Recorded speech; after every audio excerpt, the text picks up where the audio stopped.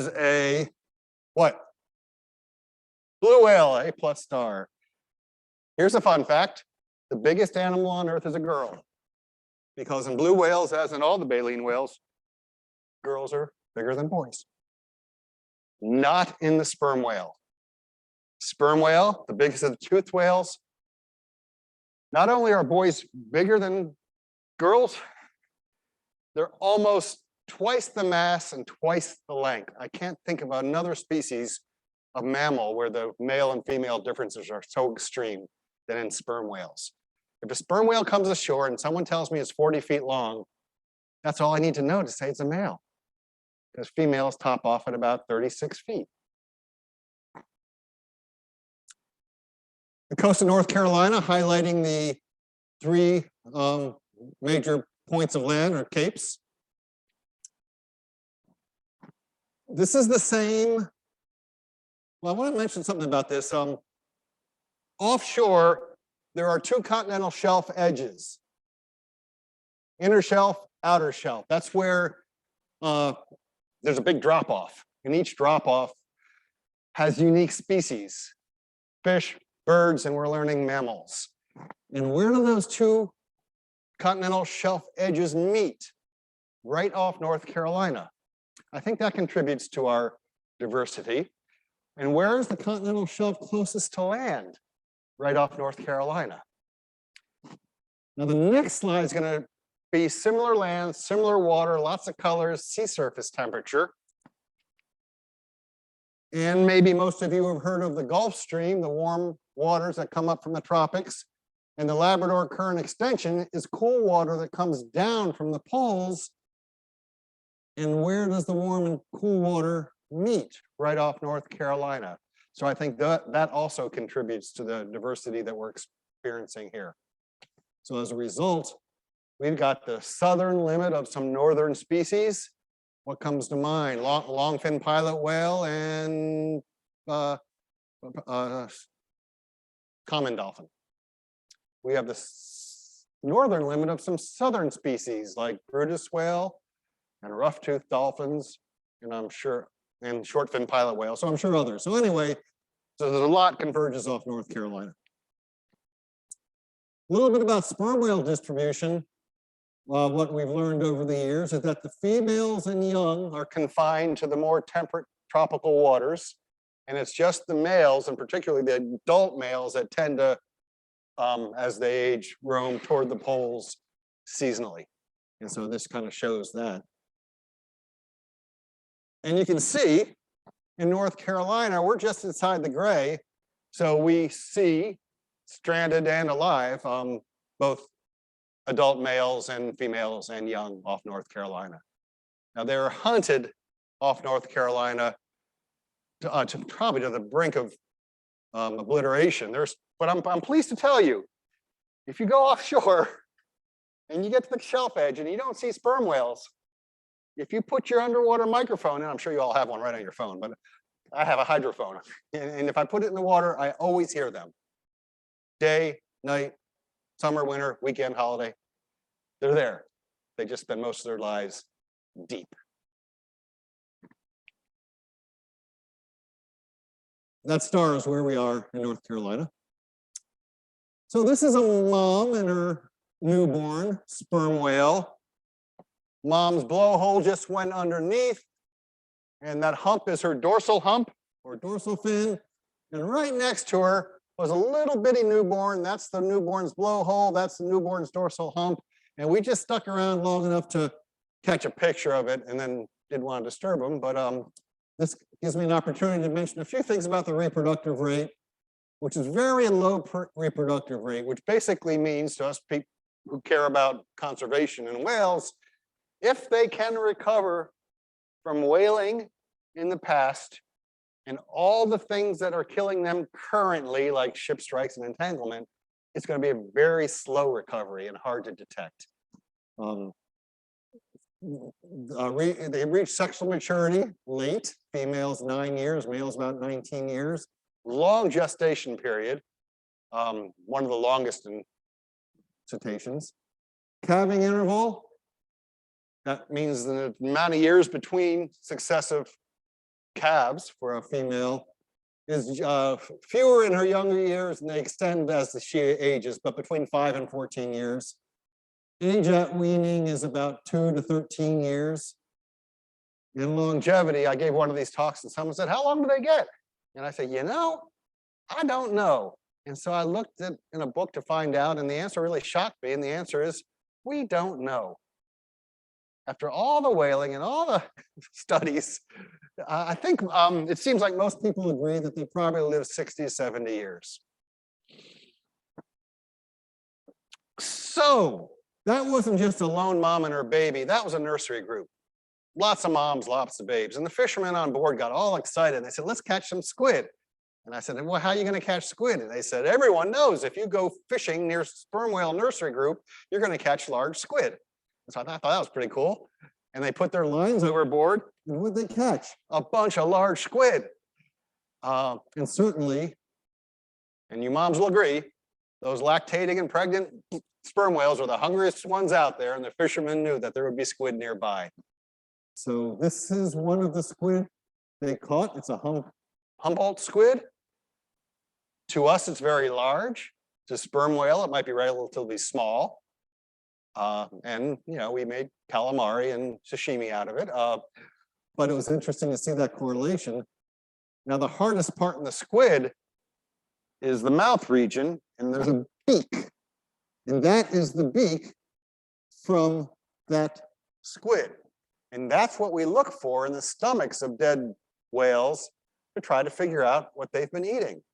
And you can generally, people smarter than I can identify a squid by the beak.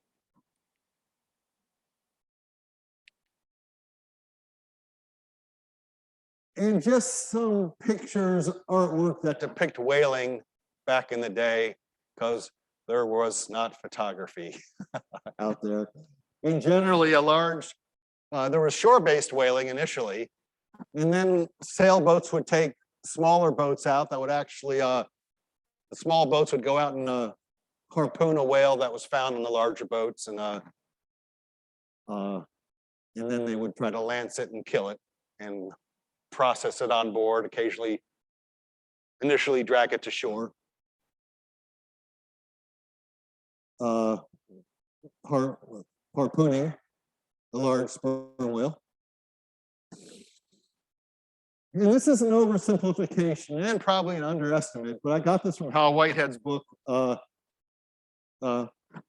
named Sperm Whales. And it just depicts a couple 100 years of hunting for sperm whales. And initially, the open boat hunts, which was basically killing a whale, bring it to shore, go out and get another one, bring it to shore. And then the modern hunt, which included factory ships, multi-year voyages, exploding harpoons eventually, and things like that. And initially, I think some people could argue that sperm whaling might have been sustainable, and it wasn't going to destroy the populations worldwide because a whole lot were being taken. And the line shows how many reported sperm whale kills globally. Certainly an underestimate. Oil discovery in Pennsylvania. The whales probably celebrated, and it reduced the demand on oil from sperm whales. And the oil was a lot easier to get. But then, as the modern hunt, which included the multi-year voyages and exploding harpoons, occurred, we got very efficient at killing sperm whales unsustainably. Eventually, the International Whaling Moratorium, the Endangered Species Act, the Marine Mammal Protection Act. And today, very few sperm whales are taken, 0 are taken in this country, at least legally, by whalers.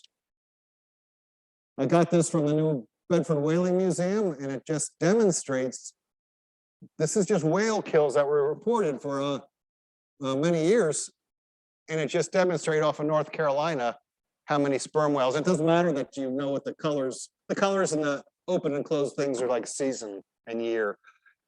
It just highlights, the concentration of colors highlights that North Carolina was a whaling destination.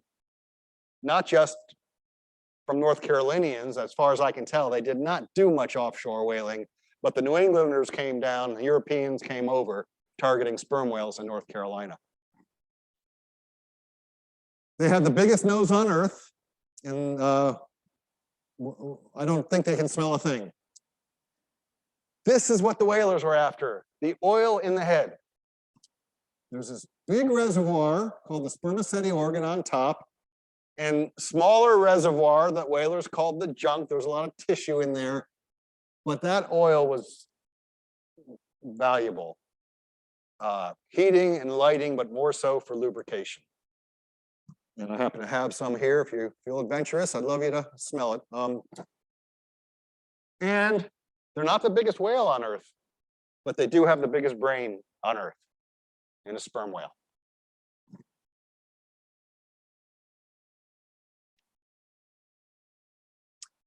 I mentioned we're not killing them anymore, or if I did, I meant we're not whaling for them anymore, but we still are managing to kill them. And I just want to highlight a few conservation issues that persist.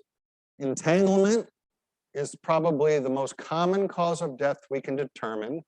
I don't want to suggest we figure out the cause of death to all the whales and dolphins and porpoises that come ashore, but when we can, most of it is entanglement in our trash or our fishing gear, as represented by this sperm whale.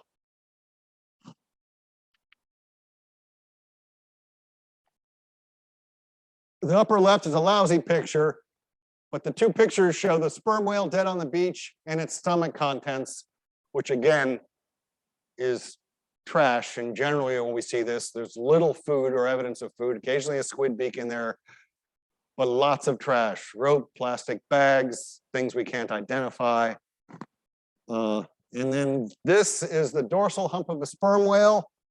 Propeller strike, propeller strike, propeller strike, propeller strike, and the tip of the head is there. That is well healed. It probably was not lethal for this animal, but it often is. So I just want to highlight that we are still managing to kill them, and there are some critical conservation issues. This is an example of one young sperm whale that came ashore in North Carolina. You probably don't need to be a scientist to figure out what was torturing this animal. And I can't explain all this, but I do want to mention one thing that I can't ignore anymore.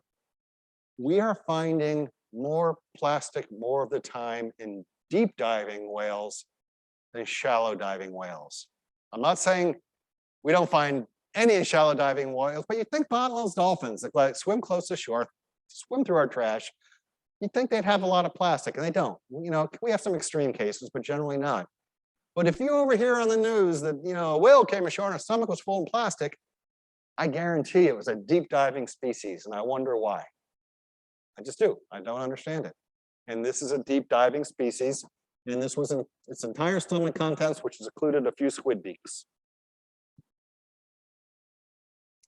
Okay, this is from 1928, a sperm whale, Wrightsville Beach. And actually, this is the specimen called Trouble that is on display in Raleigh in the Museum of Natural Sciences. A stunning display, and most of it is, they lost the jaws and the teeth, so there's some fabricated parts. But it came ashore alive, and it was towed off and then came ashore dead. That's clearly more than 35 or 36 feet, so I know it's a male, and it certainly was a male. And this is the stranding network in the early days. No, I'm just kidding. But a big crowd gathered around in their coats and ties to look at this whale. Interestingly, in general, sperm whales only have teeth in the lower jaw, and they have sockets into which those teeth fit in the upper jaw. And that's the whale skeleton in Raleigh.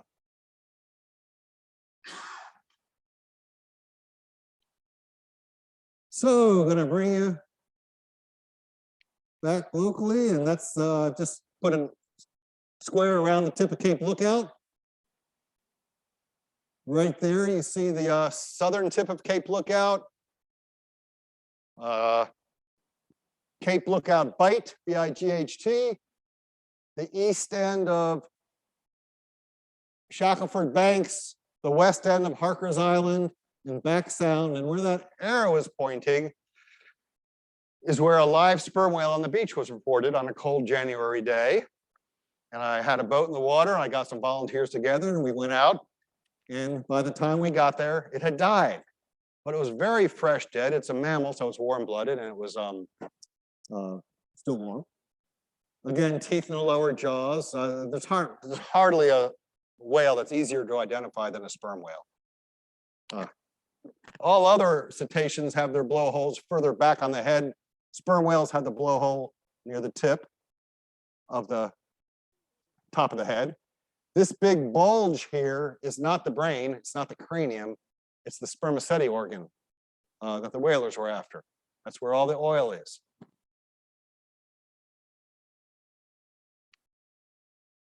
Another view of that whale. And another view, good look at the blowhole. So my coworker, I think that's Annie, is pulling a tooth out. And we could take a tooth, cut it, count lines, and estimate the whale's age. I think everyone agrees one group of line corresponds with 1 year of growth. So that tooth, L8, is right there. And I cut it in half on an isomet saw, a very expensive saw up at the Smithsonian. They let me use it. And I etched and stained the cut surface. And you can see the lines pretty easily. This was an easy one. And it enabled me to estimate that this was a 15-year-old whale when it came ashore and died at Cape Lookout. And that's what we, yes, sir. I had to look up ivory recently, and the definition of ivory was a tooth that humans have found a use for. So technically it's ivory. It's not a tusk, because I looked up tusk too, and tusk is a tooth that's out of the mouth when the mouth is closed. Anyone knows more, correct me. But so yes, it's ivory because we have devised uses for them, even if it's artwork for scrimshaw.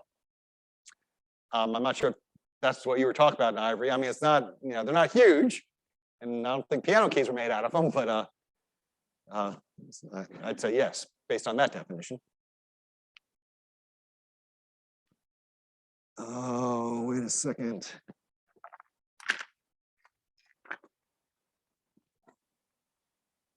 See, this is what you get when you come in person. This is that tooth. I covet this. So if there's enough light in here, or you can look at it again when the light comes on. But I need that back. Anyway, that is the cut tooth from this whale. And that's the team that investigated, and it's going to get a little gory, but a necropsy was performed. And I'm going to go through these pictures kind of fast, but they investigate every organ, every blood vessel, every bone that they can. And there it is, looking at the insides of the whale, taking tissue samples. Bruce is cutting off the left flipper or pectoral fin. Paul has just cut the heart out of the whale. You all here held the aorta. Where's the aorta? Around here somewhere. Back up here? Yeah, here it is. So that is the aorta.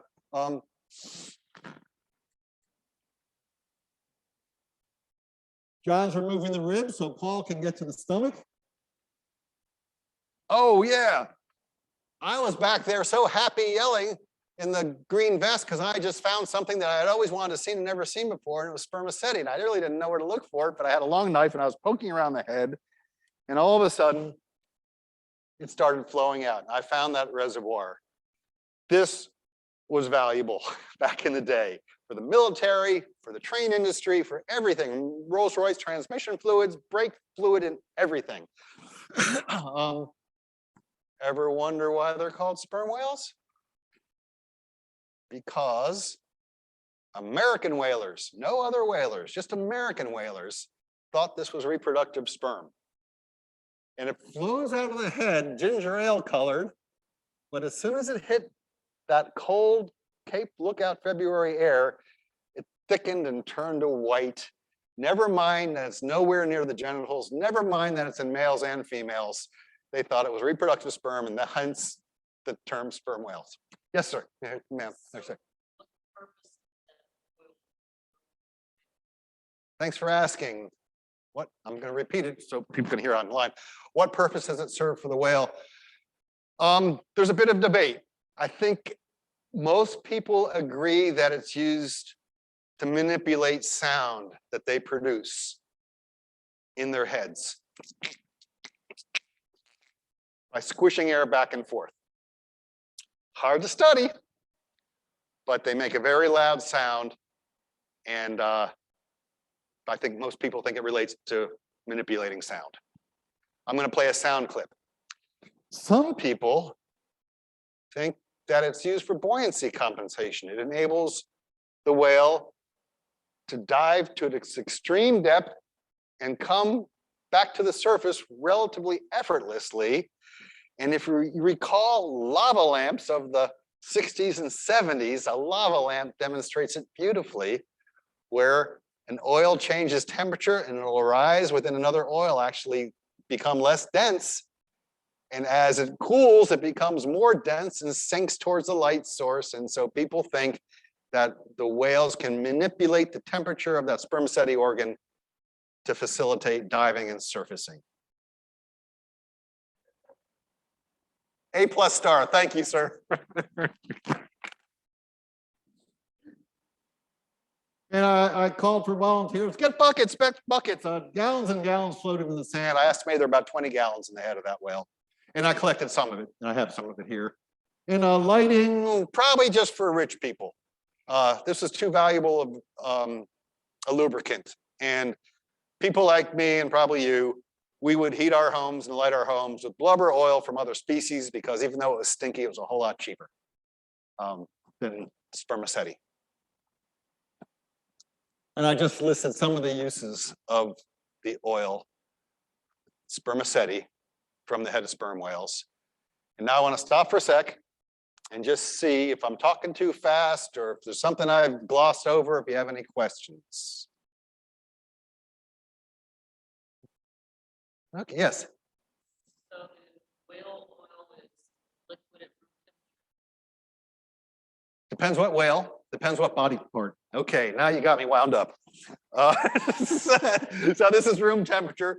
This is spermaceti. I'm going to take the lid off. You can pass it around. Try not to spill it. Clearly solid at room temperature. If I gave this to you 20 minutes ago and you held it during this presentation, it would turn liquid.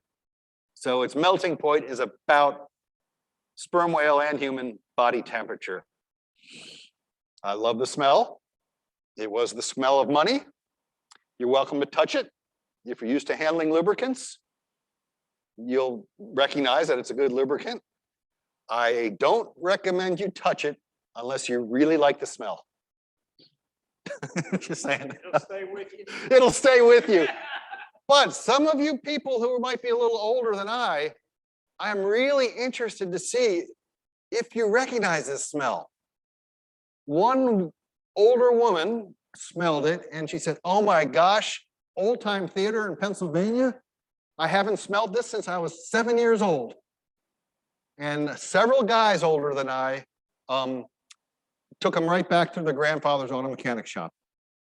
So I'm not picking on you, but if you're older than I am, I'd like to know. Author Diane Ackerman has taught us how powerful the sense of smell is related to our memory, and that it takes us right back to ages 4 to 7. So those comments are interesting. So there you go. It's the real thing. Yes. Back in the day when they used it for lamps, how much would it cost for like a gallon? Oh boy, that was hard to figure out. And I've tried, and other people have too, because the record keeping was really lousy. And it also, inventive whalers would dilute the spermaceti with blubber oil and call it spermaceti. And so to get the real stuff, I'm not sure how easy it was. Therefore, to get the real value of it was hard as well. Is that up there indicating that watch oil, that was $5 an ounce? That was the price of it in 1957.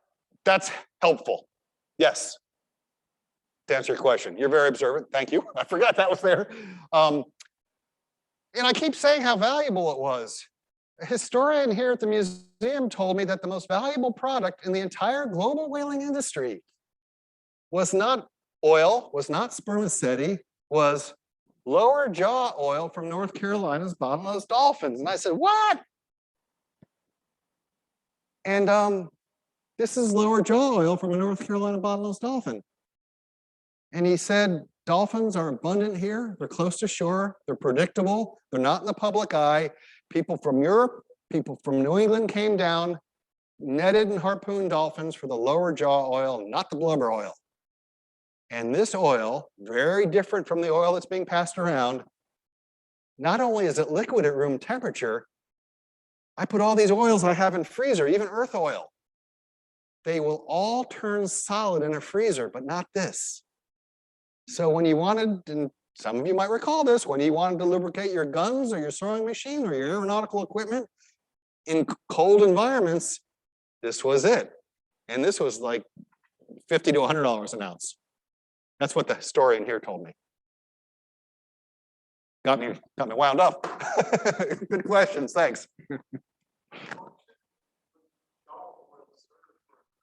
Sound reception. The question was, what does jaw oil serve for the dolphins? I think it's been shown experimentally in captivity and demonstrated in the wild. If you shield the lower jaw, the dolphin cannot, for example, pick up that penny at the bottom of the pool as easily, or at least find it. So sound reception, and some people call those jaw tissue acoustic fat, because most people agree sound reception is what it's so valuable for. Thanks for asking. All right. On we go. Now, these are just some of the products that spermaceti was used for very specifically.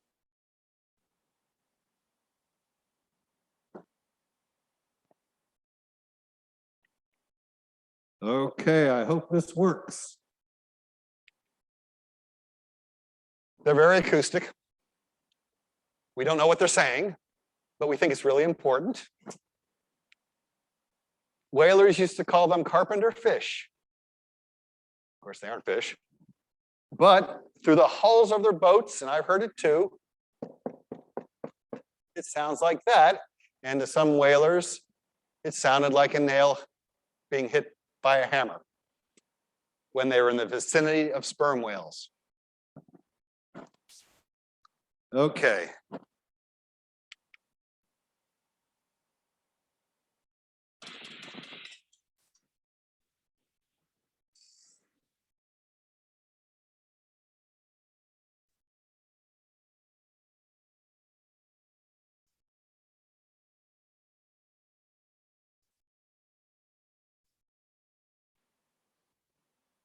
If you're expecting the big repertoire of dolphins with clicks and whistles, you're probably disappointed. If you're expecting humpback whale songs, you're probably disappointed.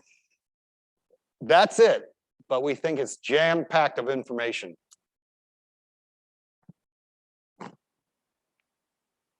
The stomach contents of our whale. Our whale had a small food wrapper in its stomach. No one thought that that contributed to its death. But it did have lots of parasitic worms, which is absolutely normal in many of the animals we investigate, and lots of squid beaks, like lots of squid beaks. And I gave the talk here when we had just responded to the stranding, and I showed the jar of stomach contents, and there was 2 people from UNC Wilmington in here, and they said, Keith, can we analyze that stomach contents for you? And I said, I don't know what you're talking about, but sure. They said, well, we want to figure out what species of squid are in the stomach. So Michelle and Ryan from UNC Wilmington took the entire stomach contents and cataloged them and identified the squid, and the results are pretty fascinating. This was the most common squid species in the stomach of that whale. The common name, I think, is umbrella squid. Umbrella squid. And in total, represented by squid beaks, there were 600 individuals, 19 species of squid, 1 species of octopus. 2 of the species had never been documented in the North Atlantic Ocean before. 1 species had only been documented in Hawaii.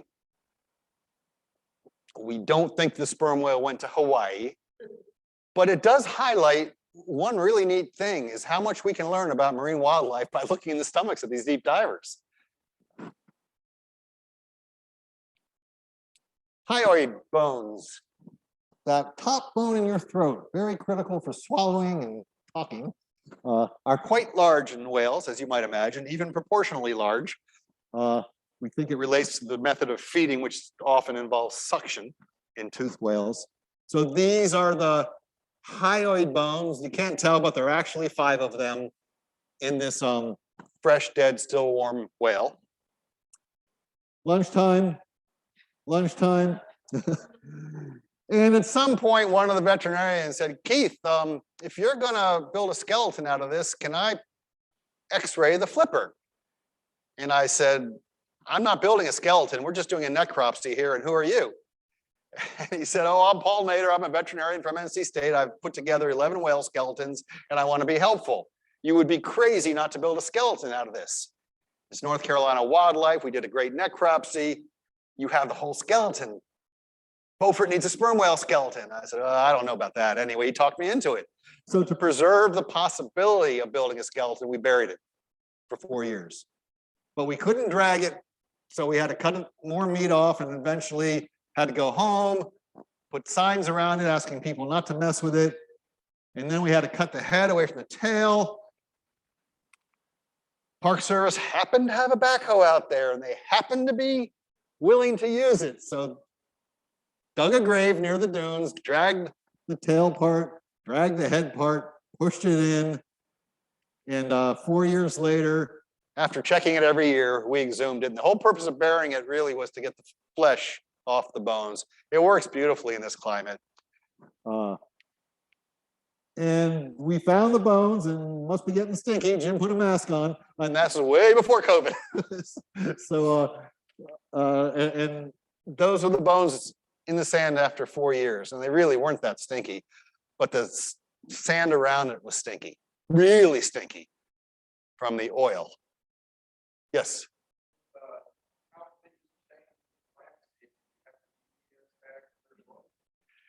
All right, so here's my trick. I've made lots of mistakes, and right when I think I can't make any more mistakes, I make another. But here's my method now, is I tie lines to specific bone. The yellow line will go to the right mandible, which goes underground to the tree that I take a picture of. And if I find that tree, I follow the line, I can get to the right mandible, and then I look in the grave and I see where all the bones are. And I also do another line to another part. Yes, that's my method now. You are paying attention. You might have some experience in this actually, I'm guessing. And then it shows you the hyoid bones of the fresh dead whale, and these are the 5 hyoid bones after 4 years in the sand. So the method worked. Most of the tail vertebrae there. Lifting the head out. There was still a little bit of flesh on the head. The cranium, the upper jaws, the mandibles, the lower jaws. This is looking at the palate, the roof of the mouth, and the upper jaws attached to the cranium is on the right. I was pretty depressed because the skull was badly damaged. But my volunteer, Elizabeth, loves jigsaw puzzles. She said, Keith, put every bone in a bucket. I got this. And so we did, and she did. So you're looking at the top of the skull. That's the left blowhole. The right blowhole is somewhere around there. Not blowhole, actually, nostril, because the external blowholes were way near the tip of the head, way down here. There's a lot of plumbing that we don't understand in the head of a sperm whale. Plumbing for air, plumbing for blood. And anyway. Everything went wrong that day. We put the skull on a trailer and the trailer broke, so we had to go to Harker's Island and get another trailer and bring it out, and then put the skull on the new trailer, and then the 4-wheel drive in the lone Mitsubishi broke, so we had to get the backhoe to tow the broken Mitsubishi to tow the new trailer. I mean, and then in the meantime, a full gale was blowing up, and all these people who like paddled their kayaks out, couldn't get back to the mainland, so we had to get boats to get them in their kayaks back. I don't know if you know the old Coast Guard dock at Cape Lookout. We're looking north. There's a lighthouse. When the surface looks like this, it's a rough time. And the Park Service came out. They were super supportive, and they came out with a boat and a crane, and they lifted the trailer with the skull on it onto their boat and brought the skull to the mainland. All the other bones were relatively easy. The skull was tough. Got the skull to the mainland, dug a pond over at the museum's Gallant Channel property, bought pond liner, lined the pond, filled it with water, went to the stables at Laurel Road and got about 20 gallons of fresh horse poop, dumped it in the pond. Someone's nodding her head. She might have heard about, or maybe she's just falling asleep. I don't know. But anyway, we put the skull on the pad in the pond with the horse poop. It's called maceration. Every veterinary student knows the term, and it's, the anaerobic bacteria from the horse poop digests the flesh that was still on very gently. So that's how the skull was treated. Angela and Adrian, a biology teacher, and her student wanted to help, and I said, make tooth replicas, please. And so they took every original tooth, made a silicone mold out of the tooth, and I could take the original tooth out, fill this with resin, and have replicas. And so the exhibit you see on display, all the teeth are plastic. They're fake. They're painted. You can't tell. I'm going to pass this around. This is a replica of tooth R8. I got a little silly with this one, and I put an upside down can opener in the tooth before the resin cured. But that's what a mold looks like. I'll trade. And that's how we made all the teeth for the display.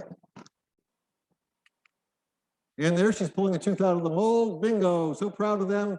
And it was Angela's final project for a biology class. And so that was a big contribution. Those are all the fake teeth that she made from the originals. And you all handled an original. While the skull was in the pond, we laid out the rest of the skeleton, which is this, and it's very clean, not stinky. And for some reason, scientific geekiness, I guess, I decided we should weigh every bone. So we weighed every bone. And the result was very surprising. Every right rib is heavier than its corresponding left rib. Every bone in the right flipper is heavier than the corresponding bone in the left flipper. This is a very asymmetrical whale. And I talked to other people who have built sperm whale skeletons. I said, was your whale asymmetrical? They said, what do you mean? I said, well, were the right ones or left ones heavier? They said, oh, we didn't weigh the bones. So now we're weighing all the bones just to see if, if there's any pattern. But that was an oh wow. The adventure of a left flipper. So that veterinarian asked if he could x-ray a flipper. And so I cut this off and I said, yes, sure. And so he took it to NC State. And he x-rayed it in like about 9 plates. And actually, yeah, this is the original, life size. And it's no wow to a lot of people when they see the same bones we have, a humerus, radius and ulna, 1, 2, 3, 4, 5 digits. And that's typical of tooth whales in their flippers. Next to a human arm, you can see the bones, the similarities. That enabled my volunteer, Bruce and Pudge McCutcheon, to actually build very accurate flippers, which the veterinarian told me, Keith, of the 20-something sperm whale skeletons on this earth, none of them got the flippers right. I'm going to help you get it right. Again, I'm not bragging. I was just grateful for his help, but we know we got it right because we got x-rays. And John Russell, a retired chemist, thought it was so cool that we could demonstrate the similarities between humans and whales he did with every flipper bone what Adrian and Angela did with the teeth. He made a mold of every bone. And that's the mold of the ulna. And that's the original ulna and the replica ulna. And his whole purpose of doing that was to build a fake flipper that we can take to groups, schools, and things like that. And it's a lot of fun. And he said, Keith, now that we have all these molds, I'm going to make another one. Why, John? Because you can display one fake and you can spill all the bones out on the floor and have people build a flipper. And so that's what he did. It's really cool. You know, and I would have never thought of that. And I can't tell the difference between that and real bone. All right, I'm going to go through these quickly. We had a great whale skeleton and we had no place to do the work. And so my incredible, generous, and talented volunteers built a custom barn in the woods on someone's private property. Day 1, day 2, day 3, man, they are rocking it. Day 4,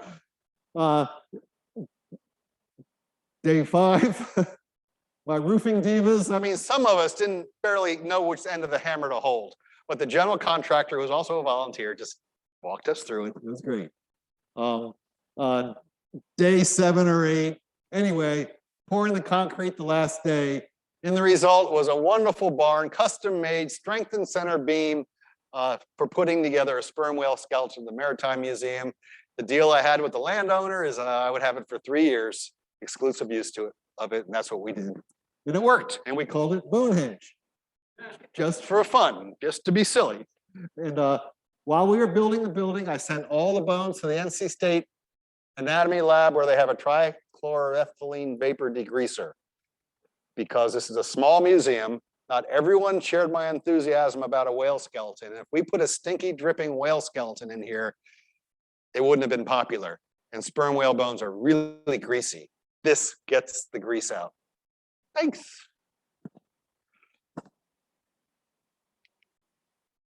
After the degreasing, we soaked all the bones in hydrogen peroxide.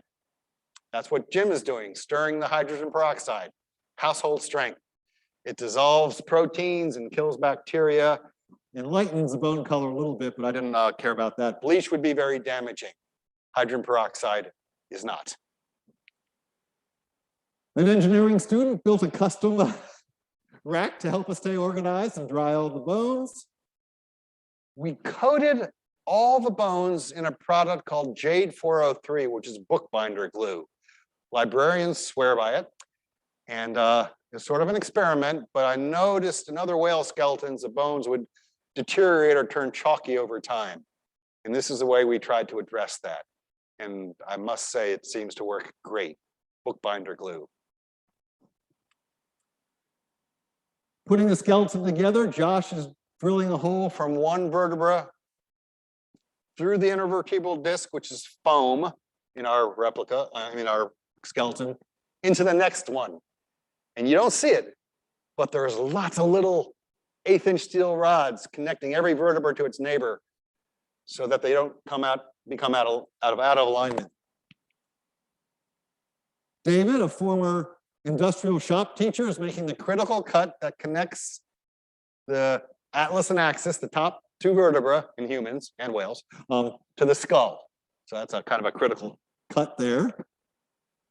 There's a speech therapist in Moorhead named Gloria Moyer, I think her last name is, and she thought the hyoids were so exciting because she's a speech therapist and they're important in humans. And she said, I want to see the hyoids. I said, better yet, you want to build them? She said, sure. So she came in every night for 2 weeks and put all the hyoid bones together, which you will see on the display. Thank you, Gloria, for your good work.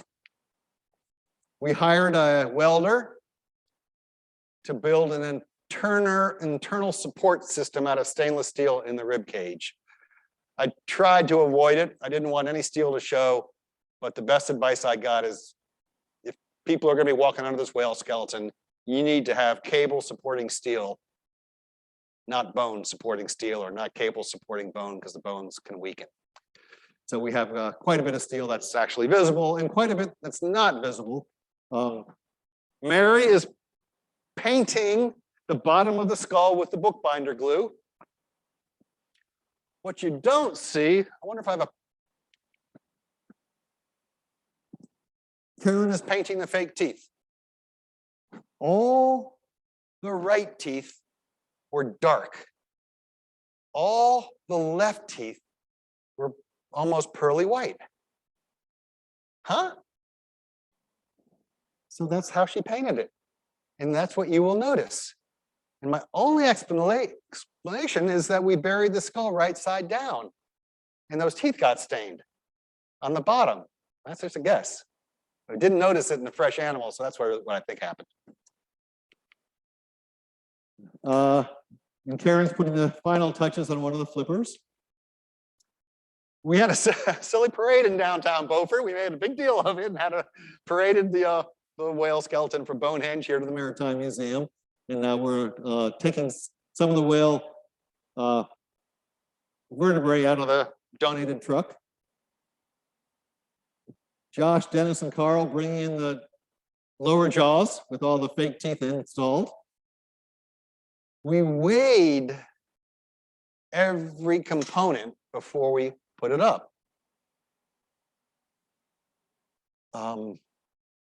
Like 900 pounds. That's nothing. The bones are really light and porous. Of that 900 pounds, about 85% is bone and 15% is resin and steel and other stuff we used. But I was shocked. I was preparing for a 2,000 or 3,000 pound display and wasn't even close to that. Connecting some of the terminals on the cable. Oh, this is what I want to show you. So what you don't see, we drilled holes in every vertebra, right through the bony round centrum part. And there's 1 3/8" stainless pipe. And this is one of the things the welder fabricated so that we could actually clip the steel cable to it. We could just run this cable underneath the vertebra, but we wanted to be able to manipulate the turn and the dive very carefully. And what I'm so proud about this exhibit is it's not a straight whale. Most of the others are very straight, and the veterinarian said, no, whales are never straight. It would be very uncomfortable. You need to make it curve and turn and dive a little bit. So that's what we did. And so having these helped us adjust it. And the installation. That's veterinarian Paul Nader who talked me into doing this. And the adventures of a heart. Now I didn't know, I showed you a picture of it, but I didn't know what was happening. The veterinarians at the necropsy said, Keith, we're going to take the brain out. I said, why? They said, because the brain of a fresh sperm whale has never been studied and it's the biggest brain on earth. I said, the sun's setting, the tide's falling, you've got 30 minutes and we have to get out of here. And they were all bummed out and depressed. And they said, okay, we won't get the brain, let's get the heart instead.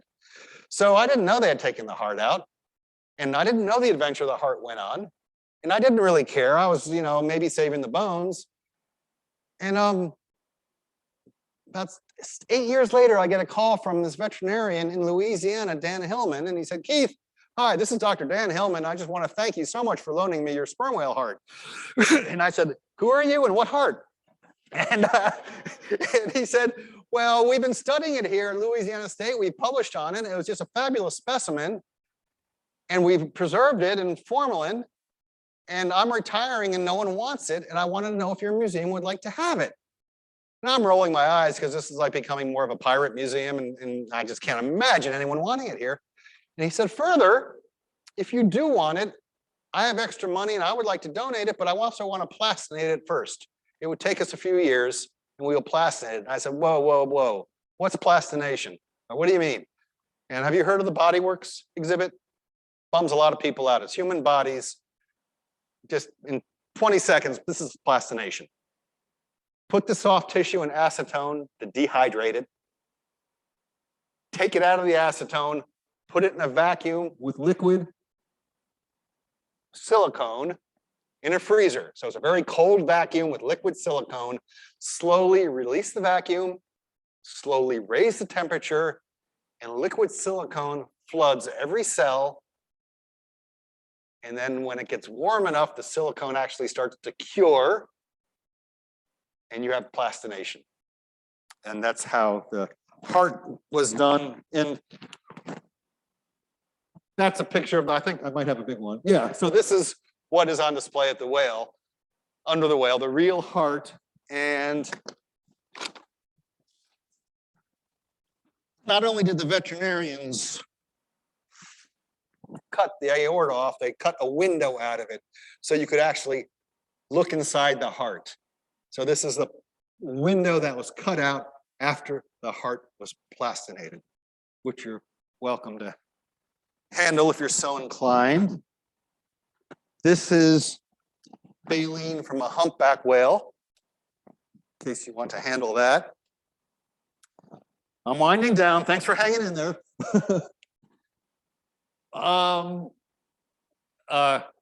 Cardiac doctor helped me label the heart. So those are the 4 chambers and some of the other features of the whale heart. This whale did not die of heart disease. We should all have hearts this healthy. Fat on the inside, no fat on the fat on the outside, no fat on the inside, and absolutely clear blood vessels.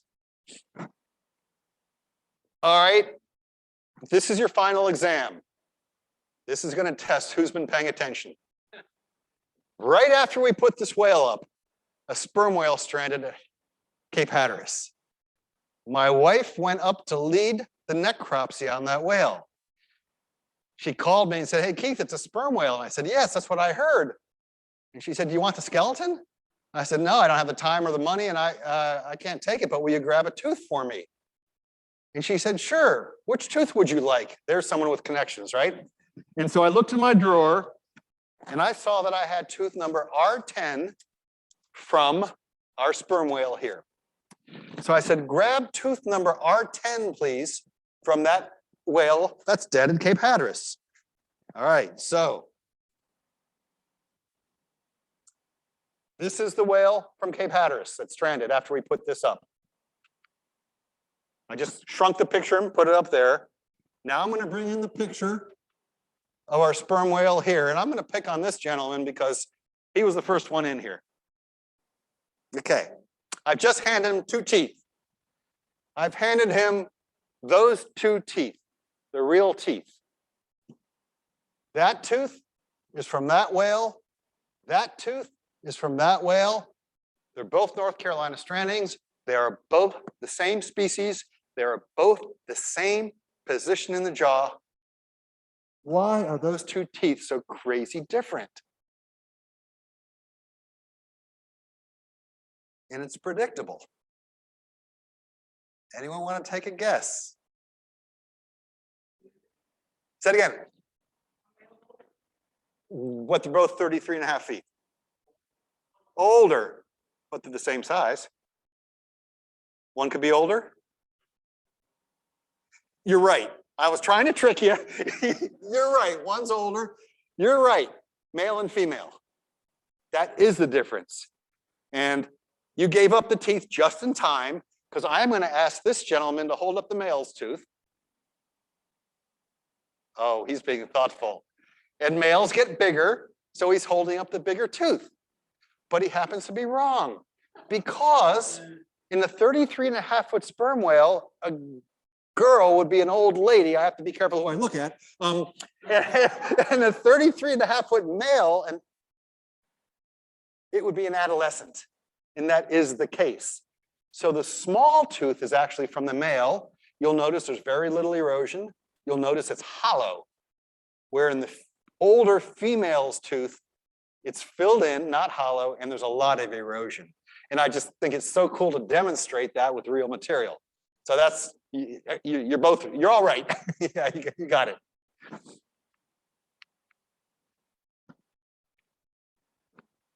And to build a whale skeleton costs money. And just very briefly, I just want to mention that I did all the math, and I figured it was going to be about a $50,000 job. My volunteers wanted to do a fundraiser to pay for it, pay for the materials and the labor and hire a welder and all that. So those are the costs that I came up with. And they asked me, how many bones in a whale? And I said, I don't know. They said, well, figure it out. Oops.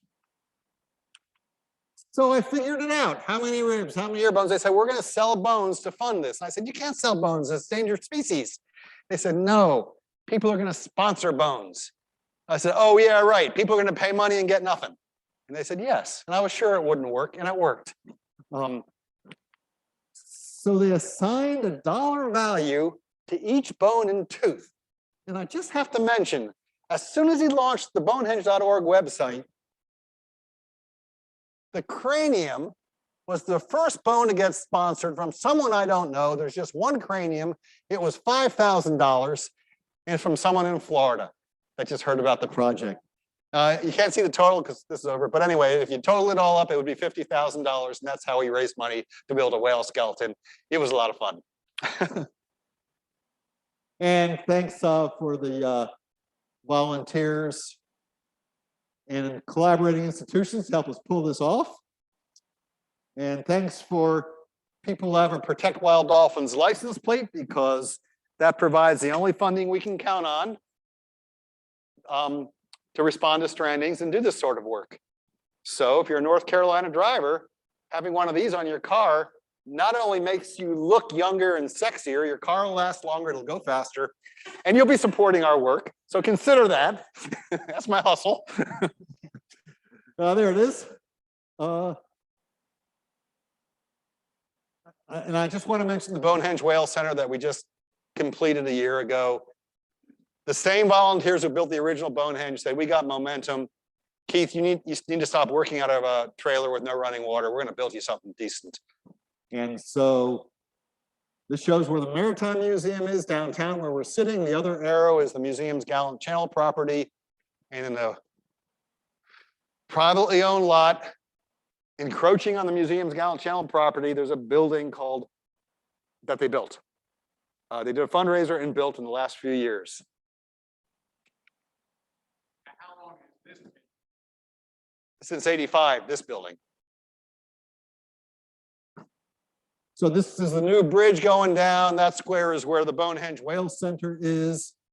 I don't allow walk-ins, but go to the bonehenge.org website or contact me through the Maritime Museum, and anyone who asks, I like to show them the building. But it's vacant a lot, so I don't have regular open hours. That's the building. That's the new high-rise bridge in the background. That's the museum's Gallant Channel property where the music festival and the pirate invasion are. And this is the new building, Bonehenge. More recent photo. And in front, you'll see a sign that says how to gain access, basically how to contact me. I'm going to blow that up, but you can find this here at the museum's volunteer desk or on the web. Yeah. And that's a panoramic shot of the inside of the Bonehenge Whale Center. Lots of projects going up. Skeletons working on for us, skeletons we're working on for other venues. We made it. I hope I didn't go too long. Thanks for your interest and good questions. Yes, sir. Got two quick things. You had one picture, it looked like a tongue that was coming out of that one whale. Yeah, it was the tongue. Okay, and the other one wasn't out. The difference was the older girl was not as fresh and she was bloated. Okay, so when it got bloated, that's when the tongue came out. Pushes the tongue out, everything gets bloated. So this whale was super fresh, dead, still warm, no bloating at all. And that girl is actually bloated out of proportion. Second question. Yes. Okay, is the sperm whale in the Atlantic different from the sperm whale in the Pacific, and do they ever cross? I'm not familiar with any new research, but people think that there is some exchange. Currently, and I don't know how they figured this out with tags or DNA, but currently they're all Physeter macrocephalus, the same species throughout all the world's oceans. Thanks for asking. Yes, sir.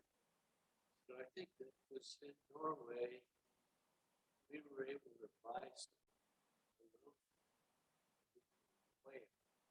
Yeah, say it again. In Norway, you're able to buy some bologna and eat it? Is that something you eat? Yes. I think in Iceland you can also.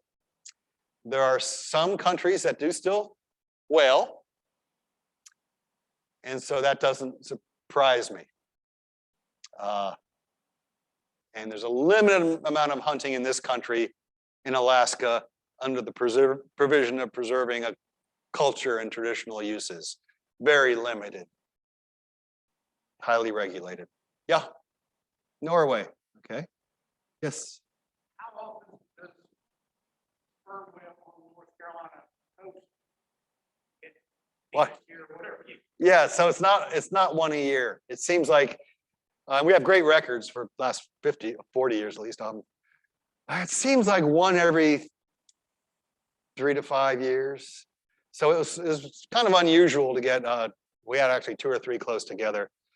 Often we can't determine the cause of death. And the one that we display here, we didn't determine the cause of death. We could rule out ship strike. We could rule out entanglement. The stomach, food, tiny piece of plastic. So we rule out ingested plastic.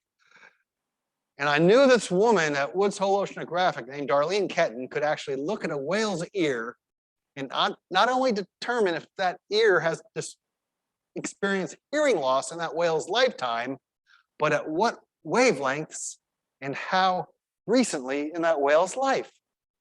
So I very carefully did the best I could to take an ear out with Darlene Ketton in mind, and I triple bagged it and labeled it and put it in the freezer at the NOAA lab.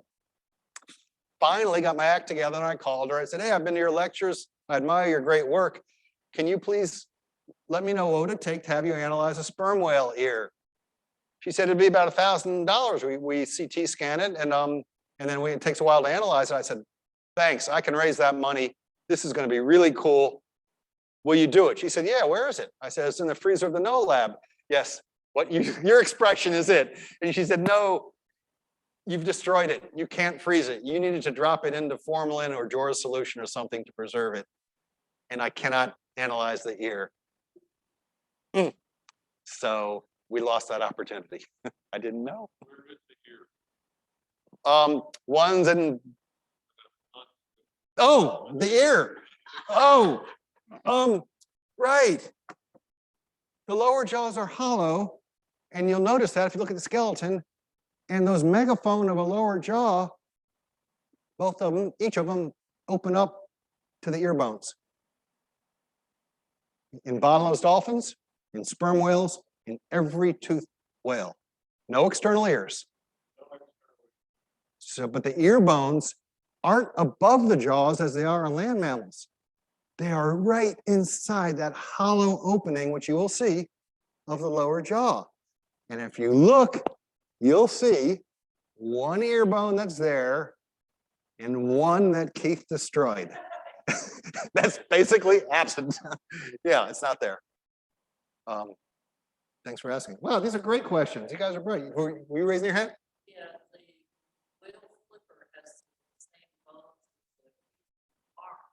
Yes. So does the whale have the same number of bones? No, thankfully. I love those things that don't have hind limbs.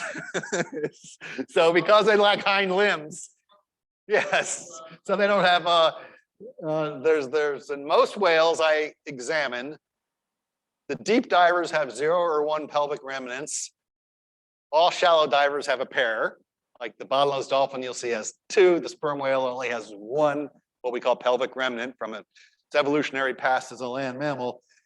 So they have much fewer bones.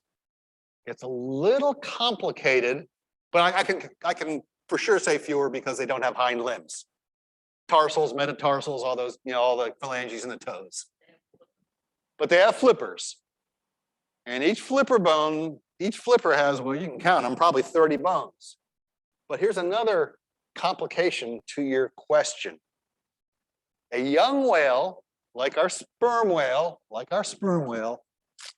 will have, this is one vertebra, will have unfused growth plates.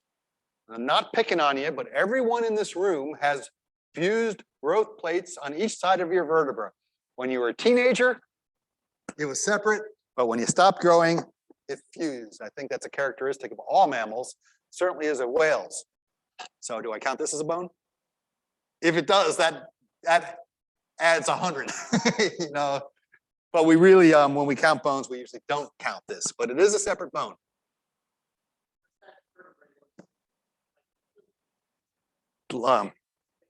Okay.